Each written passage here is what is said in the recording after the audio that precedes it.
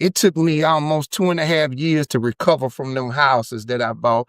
If it wasn't those fiends tearing the house up, me in court going in there with these renters and stuff like that who knew the game better than I did. They were serial renters that know how to hustle people out of their thing with the landlord. So the same amount of money I was making, I was paying way more every month just to stay afloat. Wow. You know, so it was the big game that I learned. I said, man, hold on. These people telling me to get doors.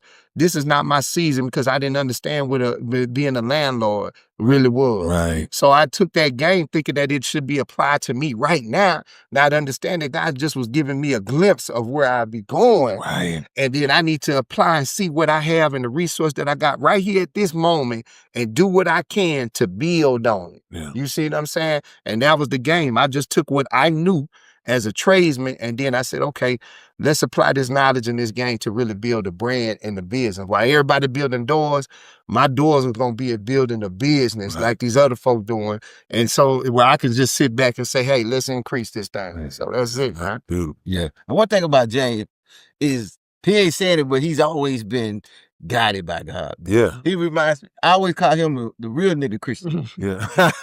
You know what I'm saying? Cause the RNC. The RNC, man. I didn't know we It's underground dialogue, man. He gonna cuss. Yeah. He gonna be all 100. Gonna rep the block. Yeah. But one thing about him, he's gonna. It's certain people that show Christianity and some people that just live it and guide by it. This man, through faith, as long as I know him, he all his decisions to me, it seems like he prays over it and then he let God's guide him. Yeah. Real nigga though. Yeah. Yeah.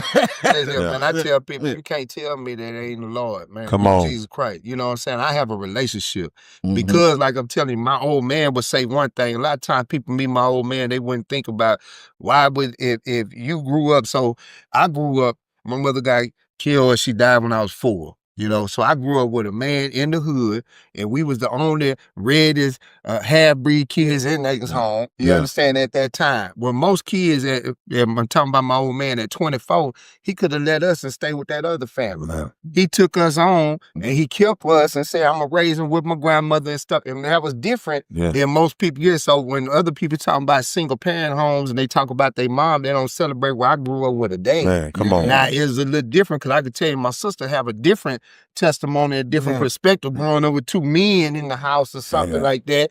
But now we in the hood. Now, out of all of that, I'm looking at my old man. He built the first biggest house in Acres home with no education and doing everything else that he was doing. So, like I said, but he didn't come to us and say, let me teach you this here. He just came and he just exposed us to a different thing. So now, me seeing that, I still, because in that time, it wasn't attractive to be in the hood. You ain't getting no gas out here on no job site doing no construction. Right. It wasn't really no money like that. The money was in these streets or in this rap game or this other thing and stuff. So I was like, man, I hear what you said, but I need to go and see what that was about. Yeah. So it took me a long time to understand that, that, hey, this is where the curve is. But then I appreciate my walk in the light, you know what I mean? And my bumps in the road because God had already had his hand on me and he always took me back to this point. And I thank God for giving me a way where I can help my family and giving us something where, not only was just being a blessing to me, but my family can eat too. And so that's why I want to do what I can to try to make that way for others. But they got to apply, they got to be able to apply this information, man, to their lives and stuff like that. And I won't lie to them. It ain't easy. Yeah. Let me ask you this.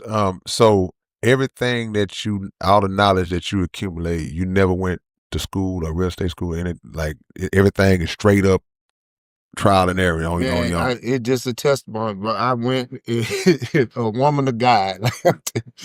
I did my little 2 years, man. Got out of the state, just came back from both and then I was like, man, I went to Dallas.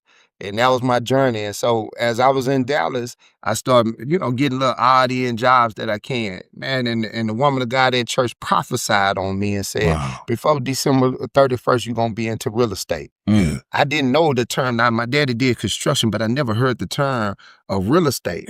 And a lot of people don't understand that, man, but that we can be when you from a big city, like, like Houston, but we can still be segregated in our mindset and our understanding. Absolutely. And so you don't know that a lot of times that we have limitations and the exposure might be different. And so I start thinking about it because I don't remember seeing a lot of people in real estate. All I saw people doing construction, rapping, hustling, doing this thing.